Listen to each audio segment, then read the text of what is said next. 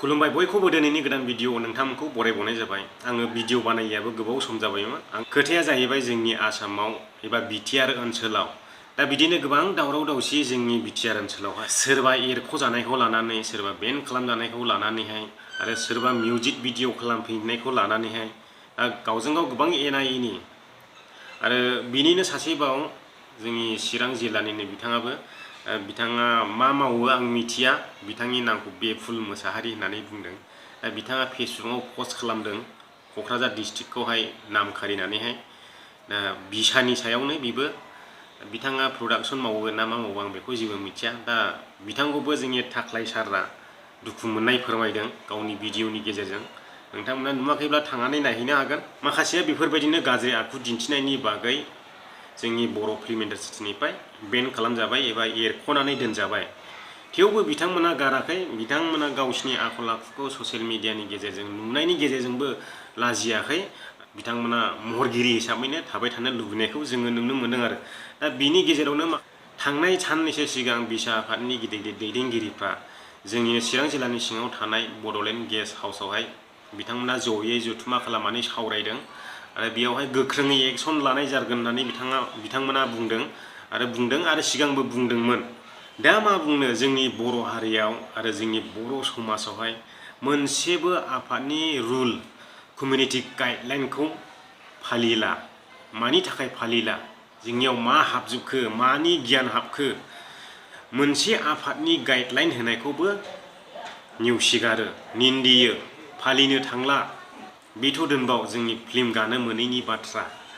जोंनि बर' हारियाव बै जुलि जाखानाय सुबुंफ्रानो थैस' थांस'नि समायखेरा लाखानायखौनो दिनैहाय नेवसिगारनानै खारोब्ला, गावनि थैजों, गावनि जिउजों, गावनि मोदोमजों समायखेरा लाखानाय जुलि जाखानाय बैसोर बिथांमोनानो गाव गावनि आंगोखौहाय गारनानै खारोब्ला, दा बैसोरखौ मा बानजायबावनो?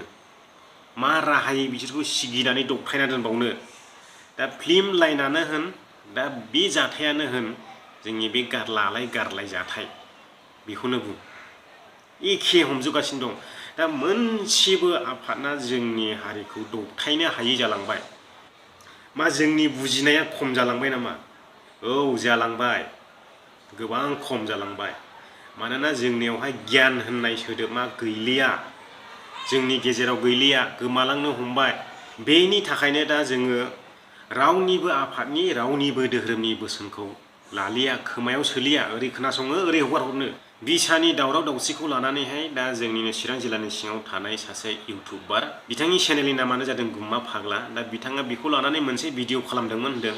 दा बिथांखौहाय बिसानिफ्राय प्रेसिडेन्ट सेक्रेटारिया एसे प्रेसार होदों होननानै बुंदों। दा बेफोरबायदि प्रेसार मोननायनि थाखाय बिथाङा भिडिअखौ डिलिट खालामबाय आरो गोदानैहाय निमाहानि भिडिअ दहाय हगारनानै होबाय सानजौफुआवहाय। नोंथांमोना नायाखैब्ला नायहैनो हागोन। दा आङो बेयाव रावनिबो भिडिअ इड खालामनाय जानाय नङा। माने दा बिथाङाबो मा बुंदोंमोन आंबो मिथिया।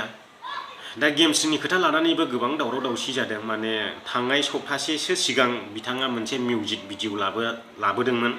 बे बेन खालामजानानैबो माने जोंनि बर' सावथुन मुलुगनिफ्राय बिथांखौहाय एरख'नानै दोनजानायनि उनावबो बिथाङा माब्रै बेफोरबायदि मिउजिक भिडिअ लाबोफिनबावनो मोनखो? दा बिथाङाबो बेफोरबायदि मिउजिक भिडिअ खालामनो पारमिसन मोनफिनबायब्ला जेम्सआबो खालामनो मोननांगोन। बेफोरबायदि गोबां दावराव दावसिखौ नुनानै दङ जोङो, दा जागासिनो दङ। दा बिनि सायावबो आङो दहायनो बुंलांखाबाय, जोंनि गिदिर गिदिर आफादफोरनि बोसोनफोरखौ रावबो मानिला आरो गिदिर गिदिर धोरोमनि बोसोनफोरखौबो रावबो खोनासंला। जोंनाव गियान होननाय बुस्थुआ जोबनो हमलांबाय। दा गासैनावबो साफा साफा जोबनो हमलांबाय।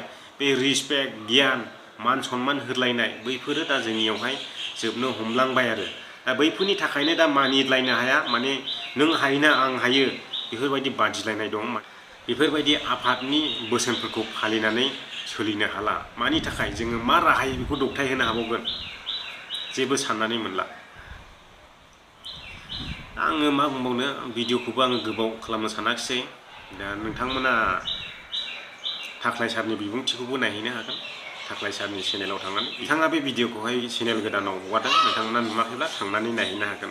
दा दिनैनि थाखाय आंनि भिडिअआ बेखिनियानोसै। नोंथांमोना मा सानो आं मिथिया, नाथाय आङो भिडिअ खालामबाय थानोबो सम मोनाखै आरो नोंथांमोननो आङो फोरमायखादों दाख्लैनो गोबाङानो माने माखासे मानसिफ्रा ग्रुप बानायनानै आंनि नामाव ब्लेकमेल खालामो बेफोरखौबो आङो दुखु मोननाय फोरमायदों आरो दा आङो आंनि नाम्बारखौ प्राइभेटलि खालामनानै लाबाय माने जेरावबो रावबो ग्रुपआव एड खालामनो हायैनि आङो खालामनानै लानांबाय दा आङो मबाइल नाम्बारखौबो डिसक्रिपसननिफ्राय आङो दानबाय दोनाखिसै माने मोजांनि थाखाय होयोब्ला माने गाज्रियावसो बाहायो मानसिफ्रा टेक्न'लजिखौ बाहायनो रोङा जोंसो टेक्न'लजिजों बाहायजादों टेक्न'लजिखौसो जों बाहायनांगौ जोंसो उल्था टेक्न'लजिजों बाहायजायो माने बेफोरबायदिनो गोबां गाज्रि ग्रुप खालामनानैहाय नायथावै फट' भिडिअफोर शेयार खालामो बिनि थाखायनो आङो बैफोरबायदि ग्रुपआव आं थानो मोजां मोना बेखायनो आङो दा ओंखारनानैहाय दाखालि आङो डिलिट खालामबायमोन वाट्सएपखौनो डिलिट खालामबायमोन डिलिट खालामखांनानैहाय आङो साननैसो दोननानैहाय